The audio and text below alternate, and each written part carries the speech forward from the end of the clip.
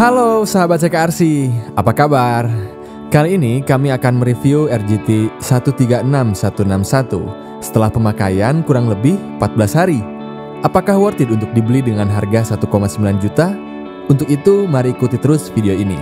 Sebelum lanjut, kami akan sangat senang sekali jika teman-teman semua mengklik tombol subscribe dan lonceng agar kami bisa lebih berbahagia dalam membuat video.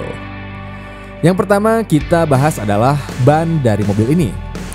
RGT 136161 ini memiliki ban sangat empuk yang membuat cengkraman ban ini menjadi lebih enak dibanding brand lain. Di dalam ban itu memiliki busa atau inner foam untuk menahan beban dari mobil ini. Tapi yang harus diperhatikan adalah velg dari mobil ini memiliki lubang yang harus ditutup untuk menghindari masuknya air ke dalam velg yang membuat busa di dalam velg menjadi ciut karena terisi air.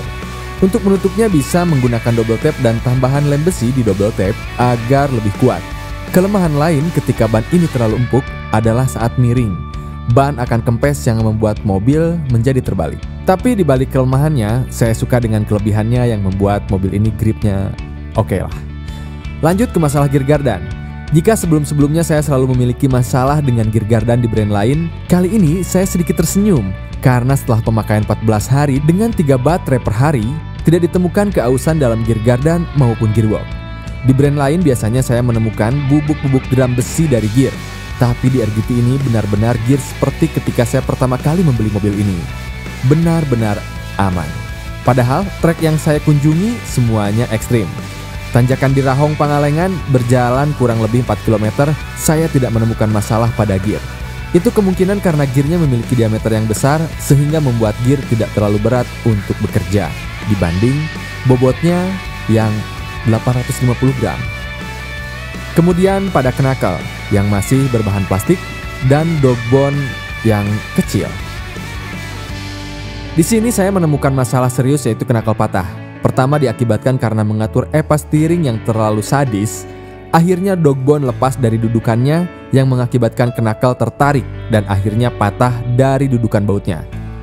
Tapi itu bukan merupakan masalah yang serius karena saya masih bisa mengakalinya dengan bantuan bushing WPL atau MN dengan menempelkan ke lubang baut.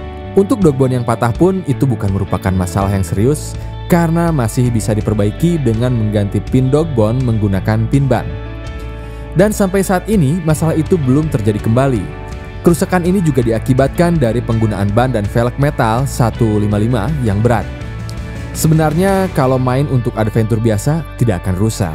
Kemarin rusak karena teman saya mengajak balapan di trek yang ekstrim, membuat saya menghajar mobil ini habis-habisan dan akhirnya hancur. Mengganti mobil ini dengan velg 155 merupakan pilihan yang tepat untuk melibas segala medan. Cuma jadi kurang scale karena terlihat lebih besar, jadi aneh. Dan satu, jangan coba-coba ngehajar mobil ini habis-habisan ketika ganti velg metal, ya kecuali mau tanggung sendiri akibatnya. Selanjutnya saya menemukan masalah pada ESC. ESC ini menurut saya kurang tenaga pada low speed. Tadinya saya berpikir gearboxnya tidak memiliki torsi. Tapi sebelum saya mengganti gearbox, saya coba ganti ESC menggunakan 60 ampere dan hasilnya berbuah drastis. Mobil ini sangat lembut dengan melewati obstacle di kecepatan yang menurut saya sangat rendah. Untuk gearbox saya acungkan jempol karena rasionya menurut saya pas. Antara torsi dan speed masih bisa dicapai. Jika ingin lebih kencang menurut saya cukup ganti ESC dan baterai menggunakan 3S agar torsi dan speed masih bisa dicapai. Jikapun teman-teman tetap ingin mengganti gearbox dari RGT ini, cukup ganti reduksi menggunakan bawaan C34KM karena sama persis. Yang membedakan hanya transfer case-nya saja. Transfer case-nya dari RGT ini pun menurut saya mirip dengan milik C34KM. Bedanya posisi mobil ini ke atas untuk gearnya, sedangkan C34KM ke pinggir. Kelemahannya adalah makan tempat jika ingin mengganti dengan hardbody untuk interiornya. Kelebihannya adalah ground clearance untuk motor menjadi lebih tinggi saat bermain air atau lumpur. Tapi itu bukan merupakan sebuah kelemahan juga sih, karena kita bisa memotong sedikit interior agar si transfer case bisa tetap pada posisi yang nyaman lah. Untuk remote dari mobil ini pun saya sudah rasa cukup ya, asalkan penyetelan dual red dan trim pas. Jangan sampai dual red steering kelebihan atau setelannya dimentokkan karena akan membuat servo cepat rusak. dan dogbon lepas dari posisinya. Untuk dua red gasnya pun tidak usah terlalu full, karena tidak berguna, hanya sampai 50% untuk full throttle-nya. Mungkin ada cara kalibrasi, tapi saya belum menemukannya. Karena saya nyaman dengan remote ini, maka saya rubah remote ini menjadi 5 channel untuk control wings. Berhubung ESC bawaan dari mobil ini tidak dipakai, maka saya gunakan sebagai controller untuk wings. Saya membuat dari servo bekas yang dibuang seluruh elektrikalnya, kecuali gear dan dinamo yang saya biarkan. Kemudian dinamonya saya sambungkan ke ESC yang langsung berubah menjadi wings. Mudah bukan?